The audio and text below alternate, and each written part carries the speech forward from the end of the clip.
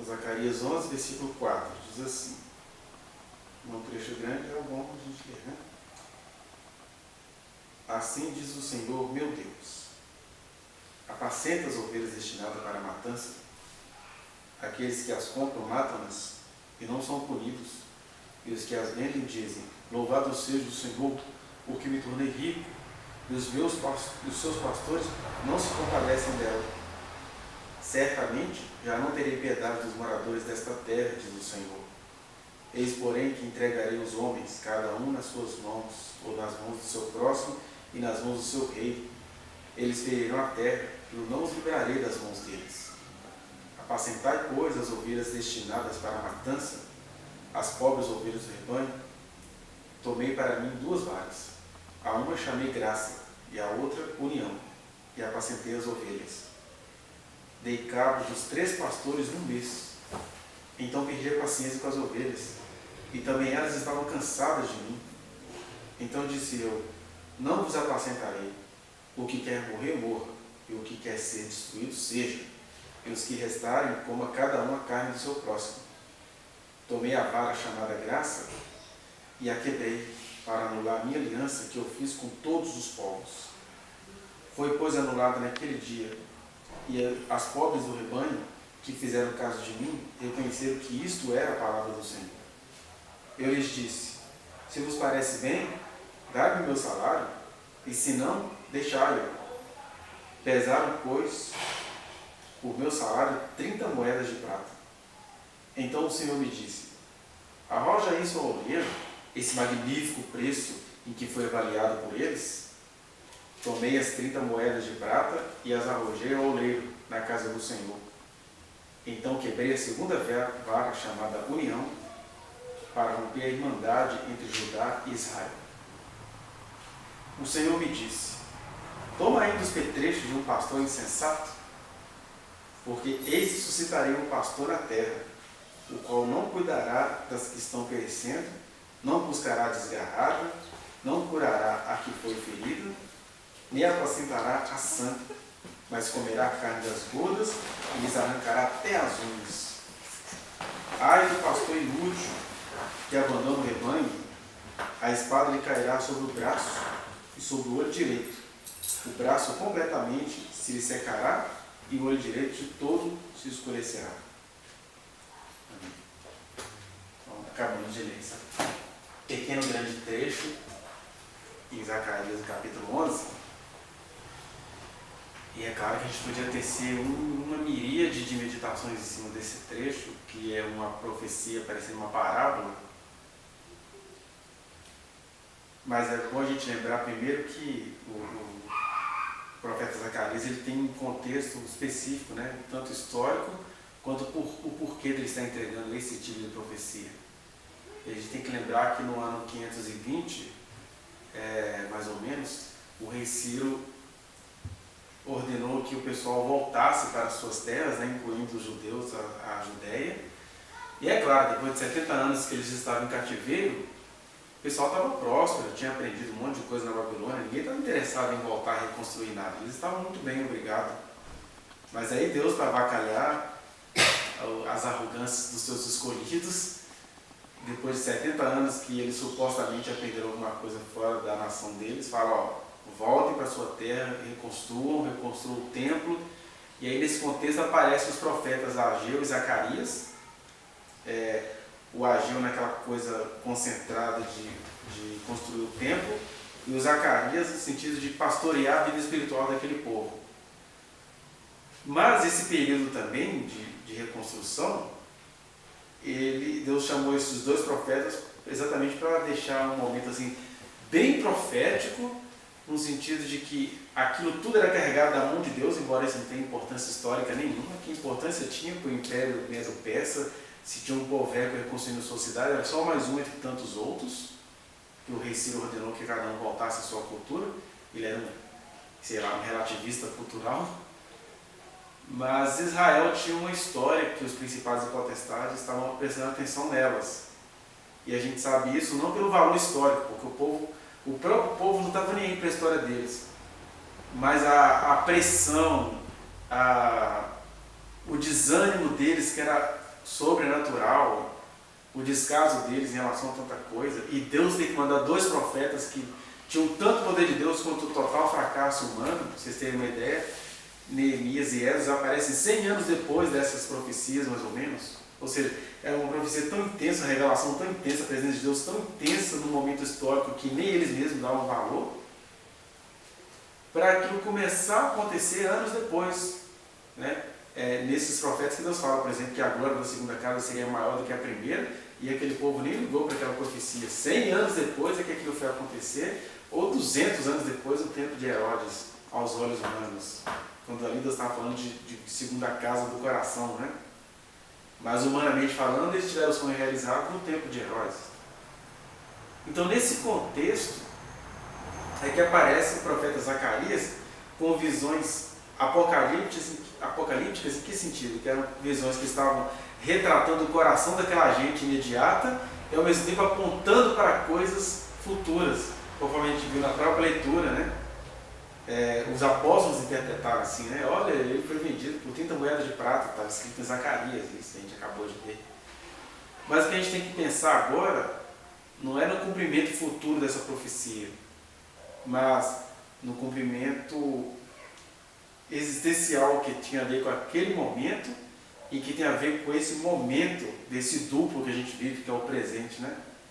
A gente está sempre achando que perdeu alguma coisa no passado, não acreditando que vai ter alguma coisa no futuro e vivendo essa náusea no presente. Aí Deus chega para aquele povo e chega para nós também e entrega uma profecia em termos de parábola. Ele fala, mandei pastorear as ovelhas. E aí os pastores que estavam pastoreando não ligaram para as ovelhas. Eram ovelhas pobres, porque o povo que voltou para reconstruir a cidade era um povo pobre. Quem tinha fortuna para lá ficou. Vieram depois que tudo estava legal, eles vêm para dominar. Mas quem estava ali era gente pobre, gente necessitada e até por questões de ignorância temente a Deus. Porque acaba que Deus fica um pouco sequestrado a essas questões, né? Muita gente o teme por ignorância. Geralmente quem começa a ter conhecimento começa a ficar exigente para temer a Deus também. Porque a pessoa ainda tem aquela história assim, por eu não saber de nada, por eu ter medo, aí eu tenho medo de Deus, eu temo a Deus. Na medida que eu vou sabendo quem Deus é, eu vou, o Senhor está sabendo que eu estou sabendo, então como o Senhor sabe que eu sei que o Senhor pode saber que eu tenho que saber esperar um pouquinho, e aí você vai adiante e vai criando aquela cultura que foi criada em Israel, das pessoas que mais conheciam a Deus e de quem Deus corria. Né?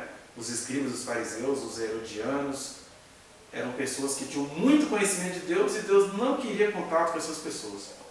Ele tem contato com o bruxo quando ele nasce, com os magos do Oriente, tem contato com os pastores que não tinham cultura, pastor de ovelhas literalmente, tinha contato com velhinhos pé na cova, mas com quem tinha conhecimento ele não quis ter contato não. De maneira que o primeiro sinal que a gente precisa colocar em suspeita é esse. Eu digo, quais são os seus princípios? Você vem de onde? Estudou aonde? Qual que é a sua formação? Isso para o reino de Deus não vale, porque Deus já sabe. Quem tem informação geralmente vai deixar para depois. Só se tiver uma informação fruto de sofrimento literalmente entranhado, como o profeta Daniel, que por ser da nobreza de Israel, ele teve os seus testículos cortados, sabe o que é isso, né? Foi para a Babilônia ser o terceiro secretário da província, e ali ele tinha experiências pessoais com Deus, ele ficou tão intelectualizado quanto marcado nas suas vísceras. Mas gente que é muito inteligente e que não tem experiência nenhuma, e de vez em quando eu vejo uns playboys presbiterianos falando aí em vídeos, é gente que não viveu, eles têm muita informação, muito conhecimento, muito entendimento, mas não sabe o que é passar uma experiência de humilhação gratuita, não sabe o que é ficar desempregado sendo chamado de vagabundo, não sabe o que é perder um par de testículo, não sabe o que é ser uma moça pura, limpa, santa, virgem e ter que explicar para o povo que ficou grávida do Espírito Santo. E ainda tem que pagar o mico de ter outros intelectuais achando que essa conversa não existe, porque eles nunca passaram e jamais passarão por isso. Então quem é que volta para Jerusalém? Pobre.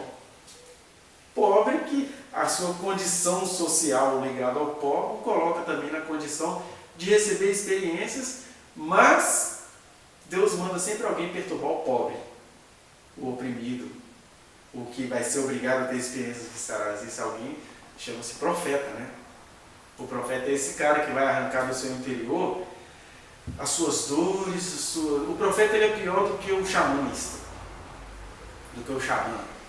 Né? Eu estou lá vendo a cena de uma ficção aí, e aí a pessoa chega, como os profetas falsos gostam de chegar, e falar: a tua ferida, essa ferida aí dentro. Aí a pessoa já fizeram um trono para mim, já vou sentar sobre a minha ferida. A ferida? Eu não tenho ferida. Não debochando de quem tem ferida, mas geralmente profetas, é a última coisa que eles fazem é essa.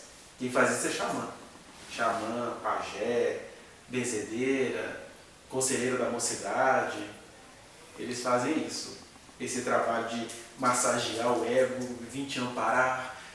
Porque é uma coisa que tem um preço alto, né? Porque a pessoa massageia o ego da outra, mas agora você está eternamente sequestrado por mim, porque eu te tirei do buraco. Eu te acudi, eu te amei. Você é ingrato de não andar comigo, porque eu chorei com você aquele dia. Aí o profeta chega na ordem inversa. Ele já chega dizendo assim: olha, todo mundo aqui é sofrido, só está aqui na terra quem é pobre, quem não tem vez mesmo, mas tem um probleminha. Vocês são gente.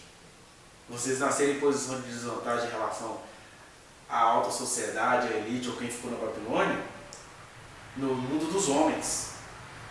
Mas, em relação a mim, todos são iguais, porque todo mundo tem a sua dureza. Uns patrocinados pela riqueza e outros patrocinados pela pobreza. Então, com Deus não tem xamã. Até porque o xamã é um mediador, né? Por isso que o psicólogo, por exemplo, não faz sucesso. O psicólogo se recusa a fazer o papel de xamã. Eu perco para qualquer conselheiro, qualquer avó que te conta história antes de dormir, né? A gente perde para conselheiro, para psicanalista de fundo de quintal, porque todo mundo na linha do xamã. E assim, deita aí, meu filho, vem cá. Mas um dos teóricos da psicologia resolveu abandonar essas técnicas. Ele foi olhando aquela história de hipnose, descobriu o passado, e falou assim: gente, engraçado, que até quem está na posição tão passiva quanto a de uma pessoa hipnotizada, tem as manhas de manipular a realidade. Então o xamã é aquele que vive da aparência e ergue aquilo que a gente conhece hoje como igreja pentecostal. É aquela coisa: pode fecha os seus olhos, comece a clamar, manda poder, fecha o seu olho, não duvide que não sei o que. O xamã vai produzindo essa realidade, esse fenômeno que, mesmo que não seja de massa, ele é uma massa de manobra propícia que está no seu ego. O profeta não. Ele chega com a ordem inversa, porque no final das contas, o Evangelho é poder de Deus. E ele é poder de Deus, sobretudo, para nos jogar luz onde a gente não quer que seja jogado. Porque o xamã, ele abafa as suas mágoas, né? E ele usa ela como fertilizante para você se sentir o mais coitado do universo. O Evangelho não, ou o profeta que traz o Evangelho, ele fala: olha, eu sou gente igual a você, mas aqui eu sou um mensageiro que vim dizer o que você é. E aí o mensageiro em Zacarias 11, o próprio profeta Zacarias, sem dar nenhum aviso prévio, você vê que ele está ali confundido com Deus, você não sabe que hora que é o profeta está falando, que hora que é Deus que está falando, está tudo confundido, ele está em transe. E aí ele chega e fala: olha, tem pastores pastoreando vocês aí. E eles se orgulham porque ficaram ricos com a dor de vocês. Mas depois disso, eu dei uma ordem: pastorei as ovelhas doentes. Só que chega uma hora que Deus perdeu a paciência com o seu povo, é o que o profeta está dizendo. Fiquei pastoreando vocês. Deus está dizendo isso para aquele povo que se recusava a construir o templo, para aquele povo que via aqueles profetas falando tanta coisa, via tanto livramento e não ouvia a voz dele, para aquele povo que foi tapado, porque era Deus falando e o povo com os buracos da alma todos tampados para não receber nada de Deus. Mesmo sendo um povo pobre, humilde, desterrado, e Deus dizendo: estou com vocês, Se vocês forem ler o livro do profeta Ageu e Zacarias, são livros muito gostosos de ler, mas quando você vai ver a realidade onde eles profetizaram, a gente achava que a dureza era porque a cidade não tinha sido destruída, o pessoal não aprendia. Ou que a dureza nos dias do profeta Ezequiel, porque o povo estava no cativeiro, então eles não tinham condição de ouvir a voz de Deus no cativeiro. Ou agora que a dureza é porque eles voltaram para a terra, né, pobre, né? O que a gente vai fazer da nossa vida? Quem nos garantirá o futuro? E em outro sentido nenhum ser humano quer ouvir Deus falar coisa nenhuma. Seja porque está entupido de pecados dos quais não quer se arrepender, seja porque está sendo disciplinado e agora Deus virou algoz, seja porque está sendo restaurado, mas o terreno da restauração é muito deserto, é muito sem certeza, eu tinha uma vida, Deus acabou com tudo, mas você está vivo, você está respirando, tem força aí dentro. Não, mas eu não acredito que o que eu perdi agora, onde que eu cheguei, eu nunca morei num lugar como este. Os tempos das restaurações nos trazem essas tentações, a gente não consegue ver o futuro, porque a realidade agora é a caatinga brasileira. Você só vê deserto, vaca morrendo, a fome na sua cara, o rio sendo invadido e a Síria assassinando crianças, aí Deus não consegue ser Deus para vocês. Aí é nesse contexto que os profetas maravilhosamente proféticos não conseguem entrar no coração dos judeus, por isso que tudo que aconteceu de literal só foi acontecer 100 anos antes. Mas o que essa mensagem traz para nós? Né? O profeta continua. Primeiro ele vai mostrando que tem uma trupe de pastores que se enriqueceram e se orgulharam disso, se enriqueceram da miséria do povo, da ignorância do povo. Tem o ignorante que é ignorante porque é rico, então ele pensa que com a oferta que ele me dá está tudo bem. Então é só dar o teu melhor que você vai ter, e ele já sabe que o pessoal não vai ter, mas ele se enriquece porque o pessoal quer ter o melhor do que o melhor que já tem. Aí ele se dirige a quem não tem nada e fala, quem aposta é tudo ou nada. Tira da terra alguma coisa que eu vou mudar a sua vida. Aí quem não tem nada tira dos outros, porque não tem, então tira dos outros, como alguns casos que eu conheço, de gente que roubou da patroa para fazer uma fogueira famosa aí no Brasil. Aí diz que Deus falou assim, faz o seguinte, pastoreia as ovelhas que estão doentes, que estão necessitadas. Aí ele pastoreou, mas não adiantou muito não, porque a pessoa é doente de corpo e apodrecida de alma. Porque a doença também faz você desconfiar muito. Deus está cuidando de mim, mas dor é dor, né? Eu não posso aceitar a dor. Aí o texto vai dizer o quê? Que aí Deus perdeu a paciência com o povo. Deus perdeu a paciência com o povo e o povo também desgostou dele. Né? É o profeta aí fazendo o papel do sumo pastor. E aí ele fala, pois é, eu perdi a paciência com vocês, vocês gostaram de mim? Então faz o seguinte, morre diabo. É o que a palavra está dizendo aí. Então cada um morra, cada um procura o seu lugar. E tem mais, eu quebrei a vara que chama graça, que é a aliança que eu fiz com todas as nações. É bonito esse trecho, né? Esse versículo que diz, quebrei a vara que se chama graça, que o pastor andava com vara, porque tem que tocar ovelha e tal, cutucar umas. E aí ele tinha duas. Ele construiu 2 cajados, um que seria a graça, que é a aliança que Deus tem com todas as nações, o que está mostrando assim, todo o seu trabalho de estressado de pregar o evangelho é vão, porque ele já tem uma aliança com todas as nações chamada graça. Mas também quebrei a outra aliança, que se chama união, porque aí tem uma coisa curiosa para a gente, né? Que o povo é de Deus. Na verdade, acho que a tradução mais apropriada não seria nem união, mas unidade, né? Que são povos tão opostos, que não concordam com muita coisa, que causa essa sensação que eu falei para vocês aqui no começo, eu não tenho nada para pregar para vocês. Porque isso aqui é uma unidade é isso. Olha assim, gente, as pessoas estão com sentimentos tão opostos que quem sou eu para entrar nesse negócio aí? Aí a voz profética de Deus diz, é assim porque eu criei um propósito. Um é graça para todas as nações. E o outro é a união desses diferentes que têm interesses tão díspares, que têm necessidades tão desencontradas que, na verdade, nem queriam estar aqui, mas eu trouxe, como diz aquela criança que está aprendendo a falar português, eu trouxe para te ouvir. Mas isso é a aliança da união. Mas o pastor diz, cortei a vara da graça e cortei a vara da união. Não vai ter mais acordo entre Israel e Judá. E foi o que a gente viu historicamente, né? Depois que Zacarias morre, historicamente acontece o quê? Recrudesce uma cultura de judeus, que lá na frente vem Esdras, Neemias, e cria aquele povo todo judaico, científico, acadêmico, greco-romano. E Israel ficou uma coisa à parte ali na Galileia. E aí Deus, quando se faz homem, ele vai mostrando como que a terra está dividida, porque ele vivencia quase os 30 anos dele, ou melhor, os 3 anos de ministério dele lá em Israel, que não é considerado mais povo de Deus pelos judeus do sul. E no sul ele chega para dizer, sou o Senhor. Como que eu sou o Senhor? Vou ser crucificado por vocês. Vocês têm informação? Têm o conhecimento? Têm o entendimento? Vocês não recebem. Vai vir aquela galera do norte gritar crucificam, mas o mandante da paradinha são vocês. Falando no sentido histórico. Que sempre tem alguém que fala, não, quem matou Jesus fomos todos nós. Mas historicamente o endereço é bem claro.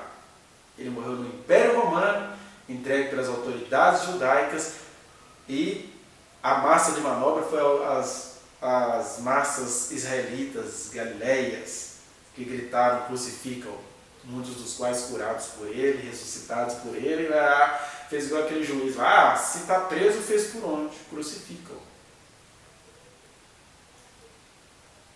Mas para a gente não ficar aqui falando de história dos hebreus, a pergunta é, o que isso tem a ver conosco hoje? E ainda antes de chegar nessa questão, mesmo Deus falando que quebrou a vara da graça e a vara da união, e olha só, ele não está dizendo que ele ia fazer, ele está dizendo para aquele povo pobre, necessitado, desamparado, histórico e politicamente, de vocês eu já quebrei a vara da graça e da união. Estudioso de teologia, ele vai pegar isso aqui para ver quando que isso vai acontecer no futuro. Se isso vai acontecer no futuro, acontecerá. Mas eu estou falando aqui com vocês, diria o profeta Zacarias. Aí ele fala, pois é, mas vocês não se ajeitaram, né? Estou contando isso tudo para vocês, mas eu vou mandar um pastor que vai agradar vocês, vai agradar vocês. E esse pastor, e ele até fala assim bem sutilmente, né, no finalzinho do texto já, pastor vai fazer, vai acontecer, vai torturar, vai arrancar, vai matar. Só que vocês não receberam tão bem. E antes que esse pastor venha, eu me compadeci de alguns ainda, depois de ter quebrado a aliança da graça com todos os povos, que eles diziam assim, larguei todo mundo para ver se eu ficava com vocês. Aí eu falei, gente, eu sou gente, eu canso. Se vocês quiserem me pagar, tudo bem, se não quiserem, deixa para lá. É o que diz o texto. Aí eles quiseram pagar. Aí pagaram para o pastor o quê? 30 moedas de prata. Se você vai lá no livro de Êxodo, você descobre que essas 30 moedas de prata pelas quais Jesus foi vendido, e aí já está falando de coisas proféticas, mas ele está falando daquele povo ali também.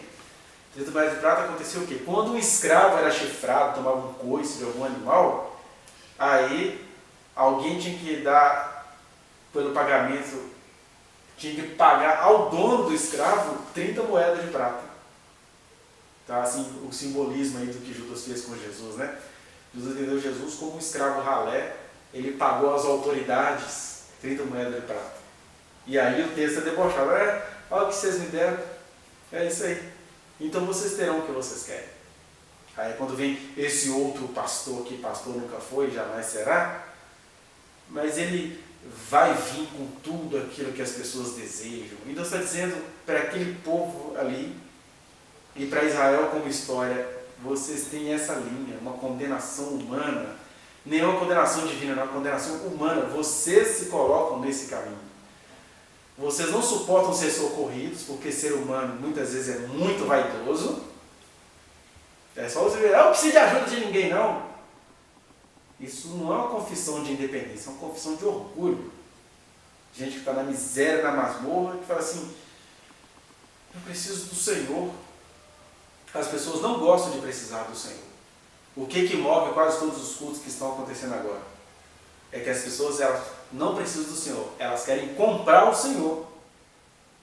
Por isso que mensagens de faz o teu voto, faz o teu propósito, ninguém quer sustentar a obra do Senhor por gratidão, a gente quer fazer isso para ter alguma coisa de volta. Daí os testemunhos, como a irmã chama, conte a bênção. Porque eu não quero o favor do Senhor. Eu quero é garantir que com o que eu doei, Ele vai me fazer alguma coisa que eu nem acho que é a favor, porque o preço foi caro.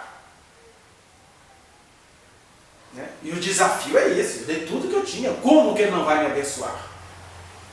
Isso é uma confissão de orgulho, de loucura, e o Evangelho deixa a gente de pés e mãos atados em relação ao nosso ego e nos deixa livres, mas a gente não gosta de ser livre, a gente gosta de ser manipulado, por isso que o pastor, o último pastor da passagem, é esse que vai chegar massacrando todo mundo, mas ele vai ser prontamente recebido.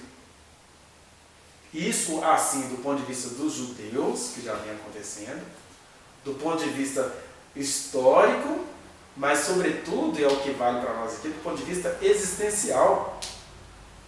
Porque essa palavra do profeta Zacarias é para nos convidar a clamar a Deus no sentido de que a gente tem que sair desse karma autoimposto. Qual que é o karma?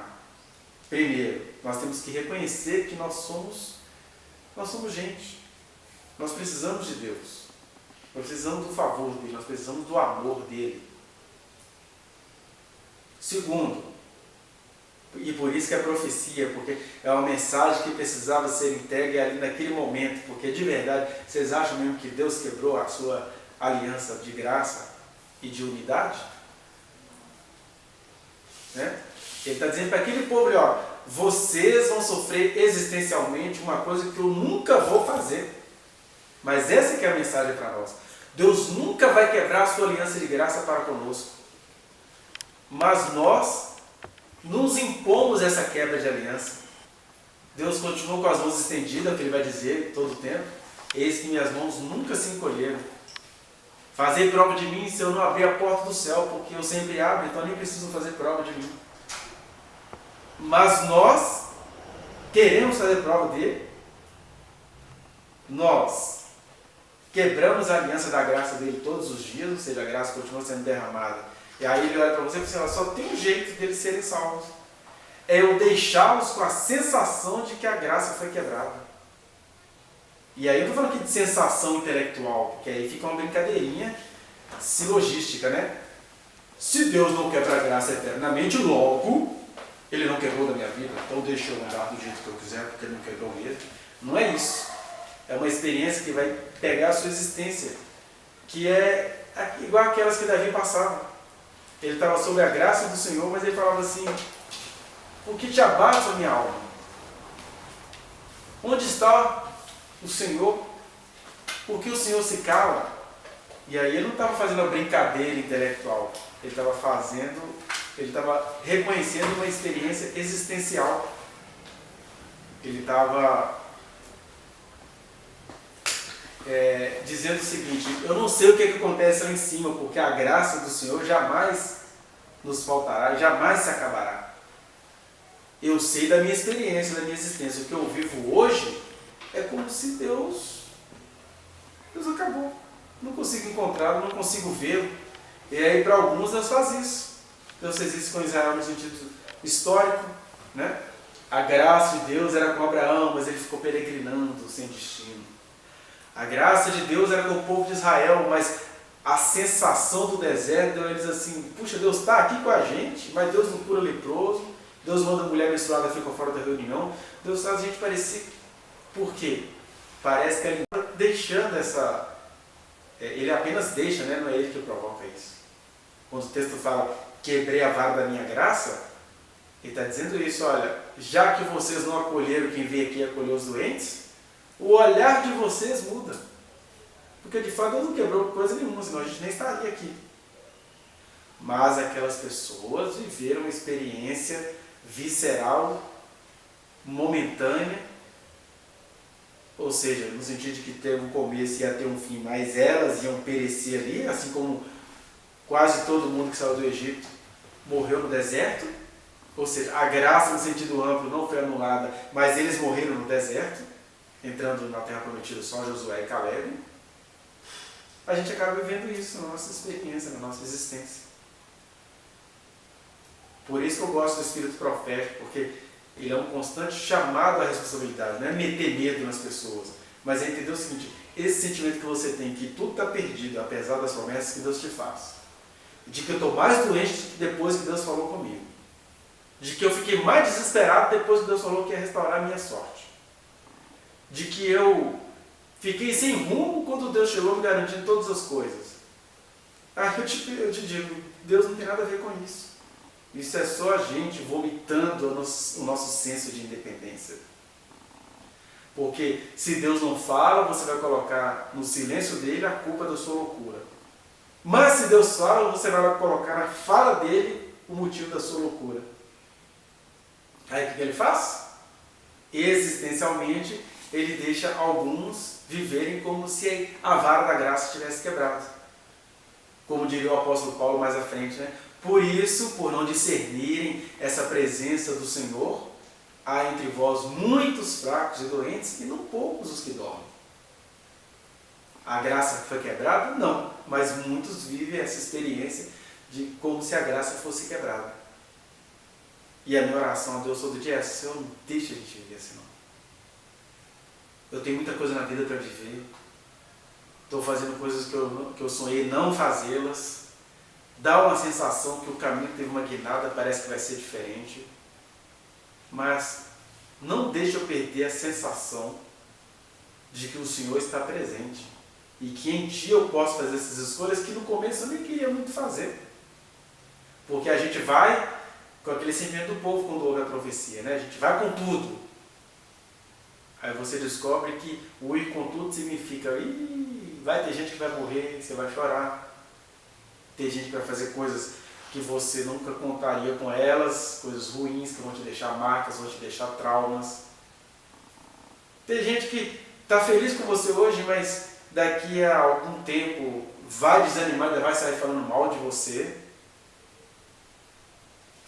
Mas para quem entendeu o espírito da mensagem profética, o segredo é esse, é entender assim: ainda que eu esteja vivendo num momento onde parece que o pastor abriu mão da sua autoridade, da graça,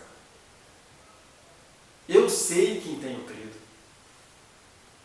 Mas aí não é uma expressão de eu sei em quem tenho crido. Eu sei em quem tenho crido, e aí eu passo a ter paz, eu passo a procurar cura nos lugares que eu acho que são humilhantes, eu passo a me submeter à realidade porque eu sei quem é que está acima da realidade.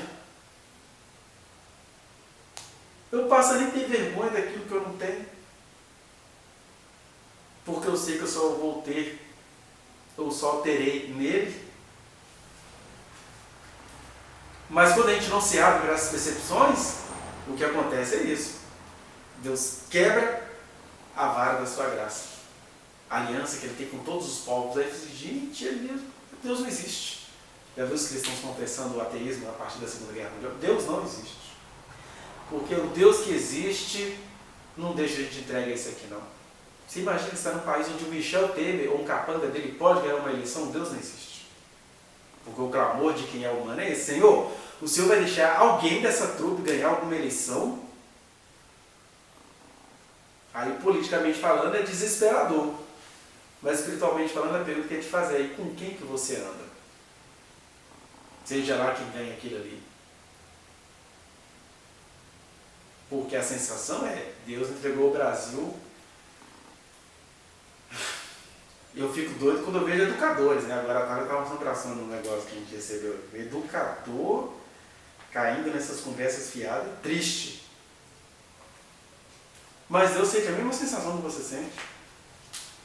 Porque quando um educador chega abominando coisas que são humanitárias, em nome de humanitários corruptos, eu não posso acabar com alguma coisa humanitária porque existiram humanitários corruptos. Mas numa terra de ninguém, isso é muito fácil você cair nesse discurso, né? Eu falo esse discurso como esse no Brasil, de querer que o Paulo Freire não seja mais o patrão da educação, que é o autor brasileiro mais lido no mundo. Aí tem professores que entendem que o Paulo Freire não deve ser mais, porque eles entendem que ele era um comunista de esquerda, não sei o quê. Nunca leu nada do Paulo Freire, né? Porque quando você vai ler, você vê que assim, ele era somente cristão, apaixonado pela realidade, bem assim, um profeta da educação.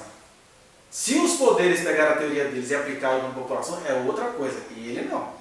Ele continua sendo patrono. Ou como aquele outro cara, negro lá de São Paulo, que não quer que o Dia da Consciência Negra seja comemorado em 20 de novembro, porque o zumbi não merece ser comemorado, porque o zumbi matou muitas pessoas no quilombo, que é um cara que não entende nada de história, porque se eu fosse chefe num quilombo, e aqui eu não estou falando como homem de Deus, como alguém que tem iluminação do Evangelho, eu sou um africano que tinha uma tradição religiosa, e o que é o quilombo? Negros que, porque eles não eram babacas, mas saíram para ser escravos, por isso que eles não eram escravos, eles eram escravizados, então eles vieram da África numa terra distante e estranha.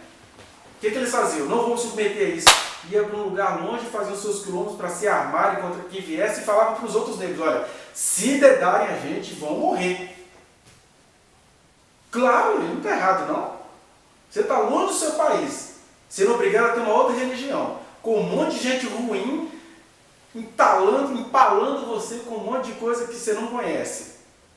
Vendo indígenas sendo estuprado e massacrado todo dia. E negras sendo obrigadas a engravidar para poder vender mais filhos. Isso tudo que vocês veem as cadelas passando hoje, para quem vende cachorro, é o que as negras passaram durante quase 400 anos, né? 500, 600, 700, 800. Durante quase 400 anos. Ou seja, o Brasil é um país novo, a maior parte da sua história foi feita debaixo da escravidão.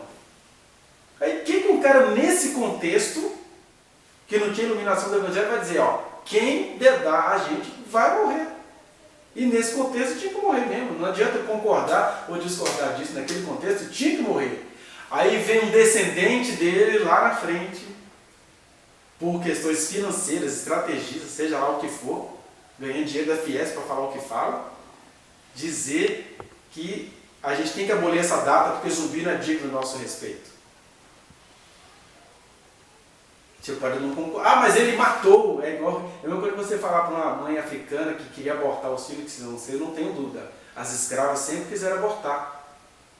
Mas basta vocês ouvirem que vocês iriam ser a favor do aborto na mesma hora. E ver as marcas que eles colocavam, né? Porque elas ficavam tentando suicidar, colocar areia no olho, comer areia, tapar os ouvidos. Aí eles colocavam máscaras, que era porque eles eram uma propriedade.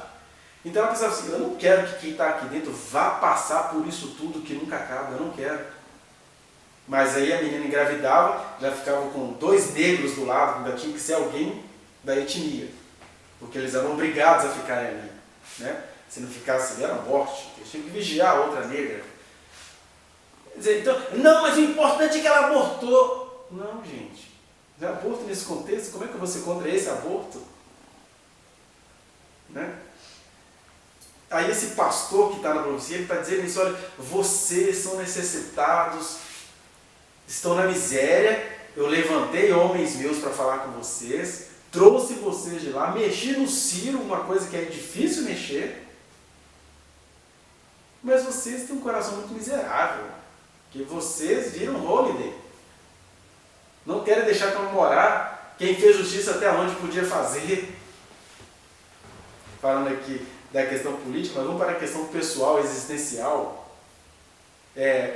Por que parece que o Brasil está abandonado? Porque quem mais necessita, tem um monte de profecia na internet, que eu não sei se elas são literais ou se elas são simbólicas, mas hoje eu já tenho entendimento que sejam elas literais ou simbólicas, que a gente pergunta por que Deus mostrou para os profetas que vai ter terremoto no Brasil, que o oceano vai engolir populações? É só você dar uma passeadinha na rua. Que a ignorância vem junto com a parceria no crime por ignorância. Né? Eu estava lendo outro dia um artigo sobre a Revolução Francesa, por exemplo, que veio trazer igualdade, liberdade e fraternidade, e que os chefiados por Robespierre, eles mataram muitas pessoas. Aí o pessoal conseguiu fazer uma estatística do que eles registraram, né?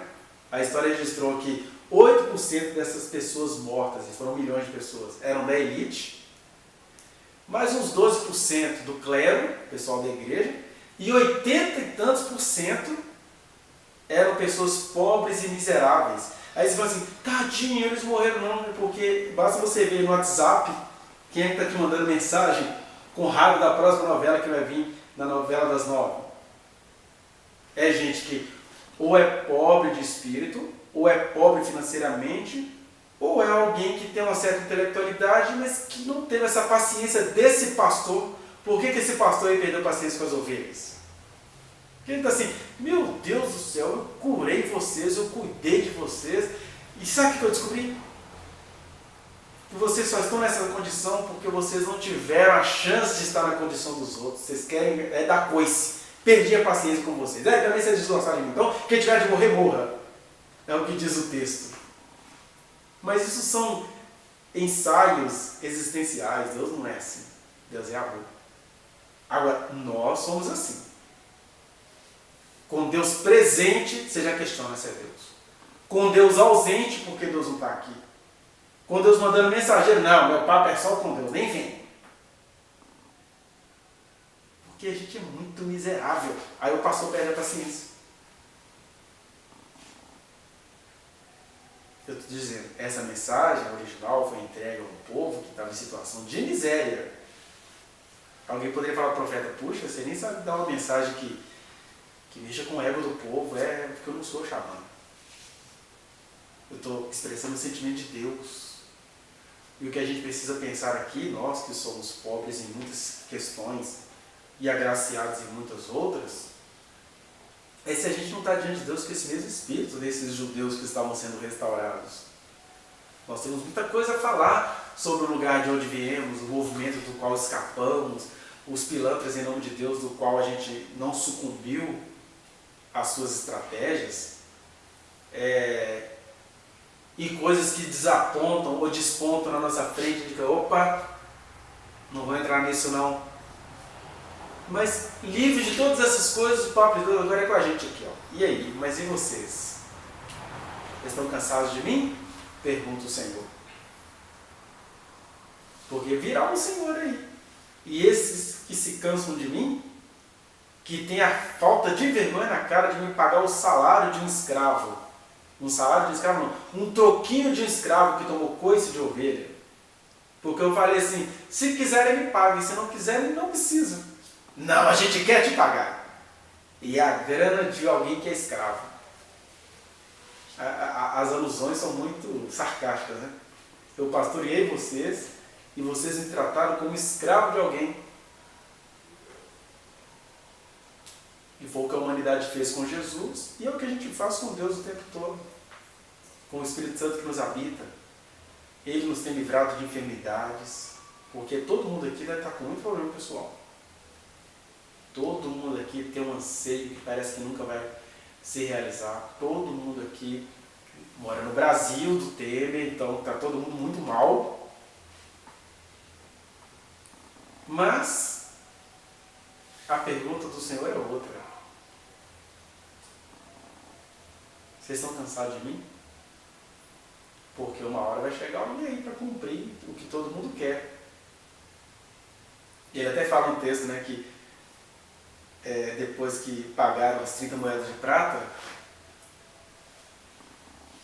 e ele quebrou a vara da união, que é essa coisa assim, de pessoas tão diferentes, com ideias tão estranhas, conseguirem ver nele o mesmo Senhor, ele fala assim, então alguns reconheceram que eu era o pastor.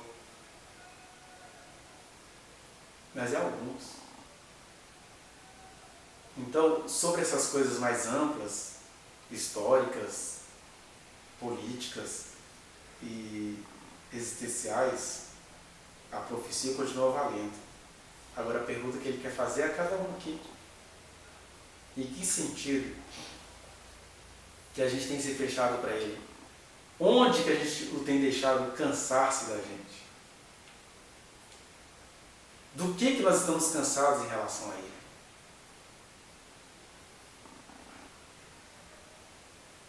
Que nós possamos fazer aquilo que diz lá em Hebreus, né? Se hoje ouvires a sua voz, não endureça o seu coração.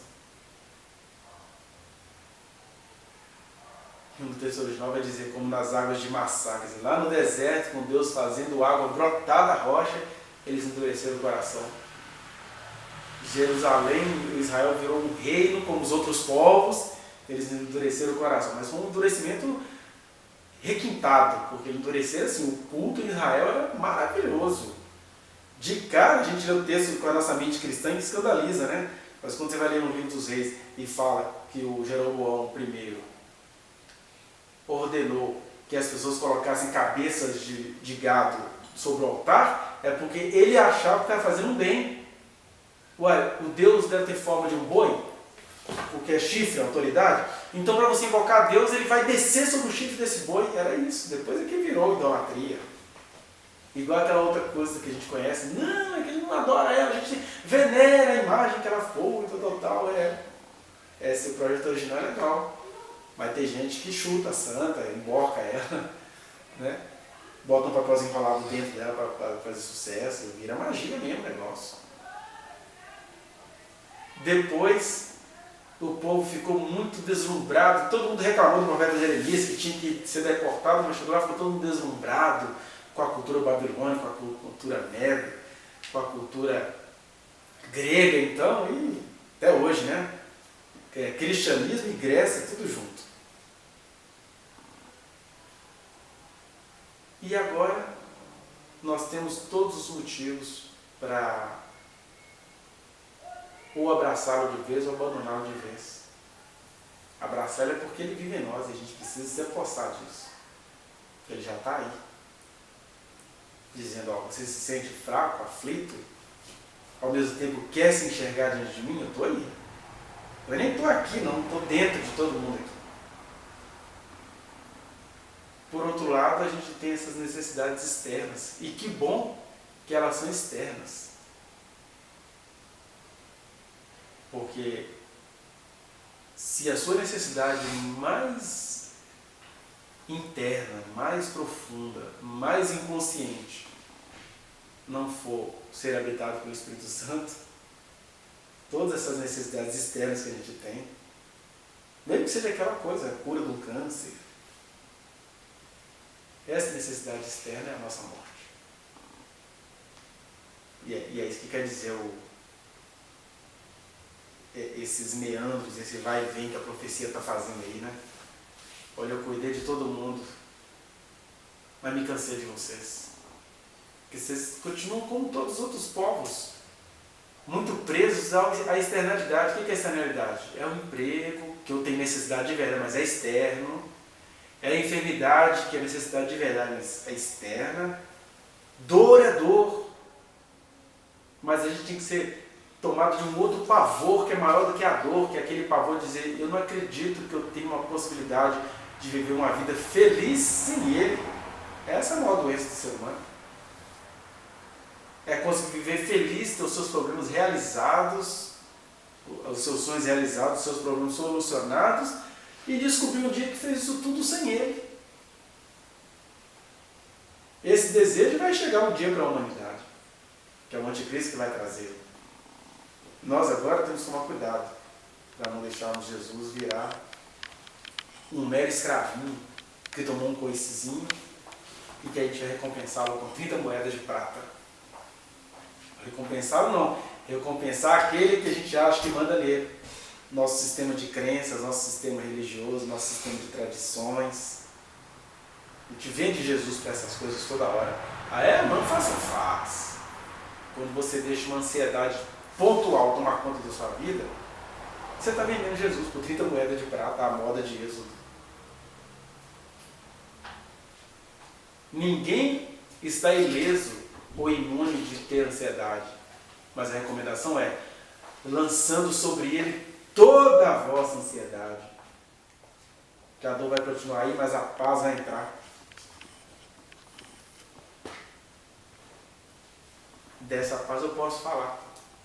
Eu ainda me sinto muito aquém de tudo que Ele quer de nós, mas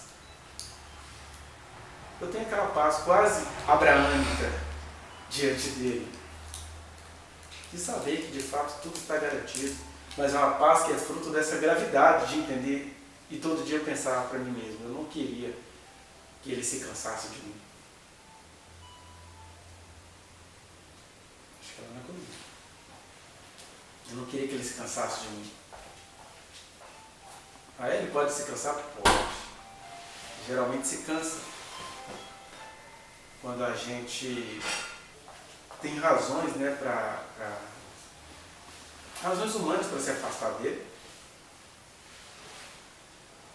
É difícil viver na paz do Senhor, né? Já estou terminando. É difícil viver na paz do Senhor. Quando você vai ser confundido com uma pessoa ruim, com uma pessoa indiferente. Né? Mas Jesus é tão ridículo do ponto de vista humano, por isso que o anticristo vai ser abraçado. Porque Jesus liberta um gadareno, mas ele nem quis ficar na cidade para libertar o resto. Mas sabe o que é essa paz que ele tem de não ficar na cidade para libertar o resto? É que o resto pertence ao Pai. E que o poder que está nele, que curou aquele gadareno, cura de longe a quem ele enviar, ou por meio de quem ele enviar. A gente não tem essa paz. Mas a minha dívida é real. Eu entrei numa condição que eu não sei o que fazer, mas Jesus te convida a ter essa paz de doido diante dele. Já que todo mundo é doido mesmo, a gente tem que ser doido diante dele. E aqui eu posso também falar isso tranquilamente, que eu não estou pedindo ninguém nada em troca. Tem muita gente aí convidando você a ser doido, mas o preço de ser doido é caro, né?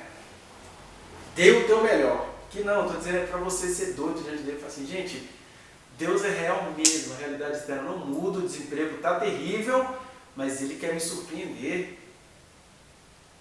Dessas pessoas Ele não vai se cansar.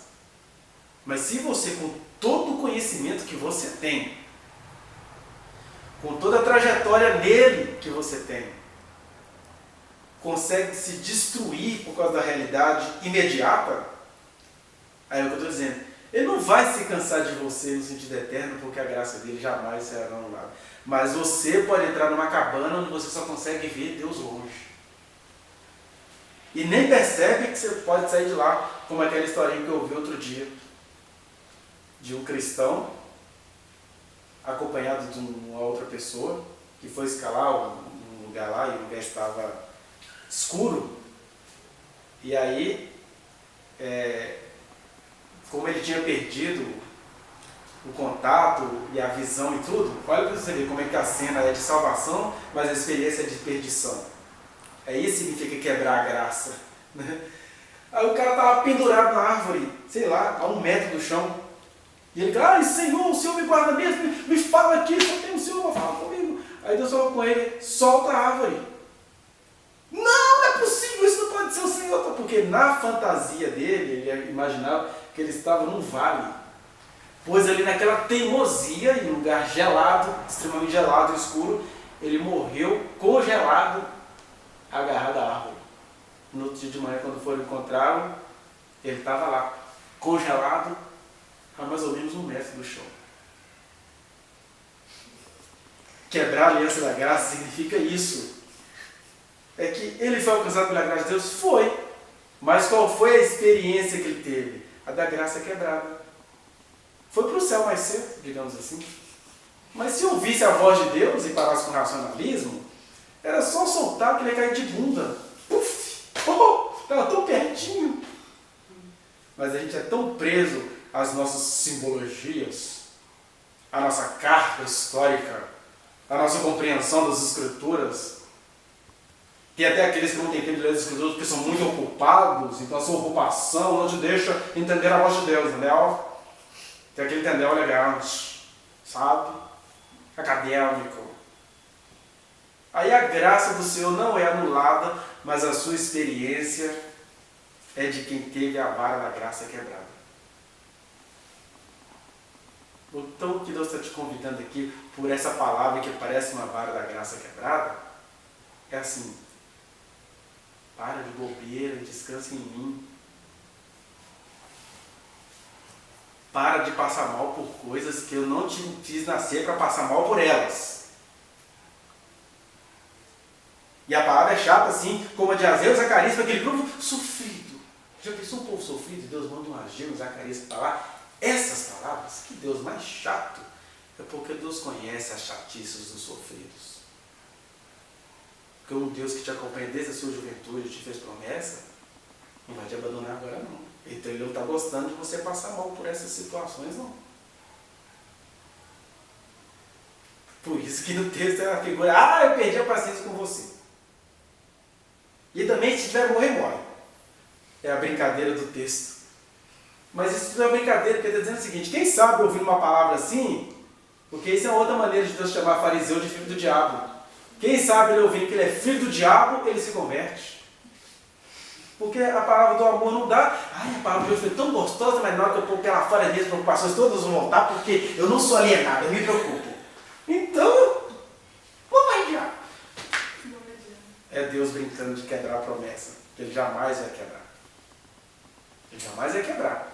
Mas nós temos aí Sansão, acerca do qual a promessa nunca foi quebrada, mas que acabou fazendo mais na morte do que na vida. Mas Sansão está no céu, torcendo para você não cair na dele.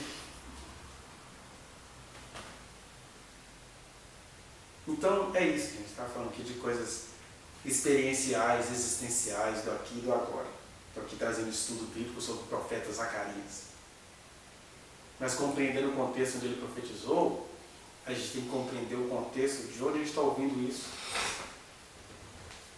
E que a vida em Cristo é risco, é bem-aventurança, é desafio. É admitir as dores, mas não dar jantar para essa dor.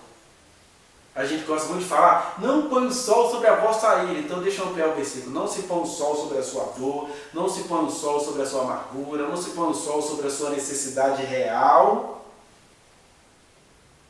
Porque só tem uma coisa que tem que valer na sua vida. Paz seja convosco. Foi o que Jesus falou. Mesmo uma situação horrorosa, paz seja convosco. Para a gente ficar idolatrando John Bunyan de Gales, que escreveu um livro na cadeia. Como é que é o nome? Sem Destino? Não, esse aí foi outro. Aquele cara que escreveu o livro na cadeia. John Bunyan. O Peregrino. Você adora ler o Peregrino, né? Você não sabe o que ele escreveu de uma masmorra inglesa. Mas ele escreveu, sendo chamado de pai desnaturado, porque tinha uma filha cega em casa e nunca fez nada para sair da prisão para socorrer a filha cega dele. Não virou traficante, não virou... Foi escrever livro sobre o Evangelho, que todo mundo lê. Mas ele teve paz para fazer isso, a gente precisa ter paz para fazer coisas muito menores. Porque Deus quer nos surpreender. Mas quando a sua visão está obnubilada, né? Está naquele estágio que a psiquiatria chama de estágio crepusculares. Eu estou aqui, mas eu não estou. Você está falando comigo, mas eu não estou entendendo outra coisa. Aí a pessoa fala, mas você está falando junto com ela, não está entendendo nada. Aí, até parece uma palavra para cima, mas nem Deus consegue falar com você. Porque você está usando a voz dele para ficar mais nervoso ou nervosa. Aí estágio crepuscular só resolve com sossego leão ou com Deus falando, quebrei a vara da graça, morre. Aí você vive. Porque o ser humano é assim, né? Deus não nos fez robô. Ele queria que a gente cuidasse dos outros seres que dependem de nós. Aí a gente não cuida dos outros seres e quer que ele nos faça de robô. Mas que a parte do livro, do capítulo que a gente leu, que nessa noite se estabeleçam, né, o estandarte da sua graça. Amém?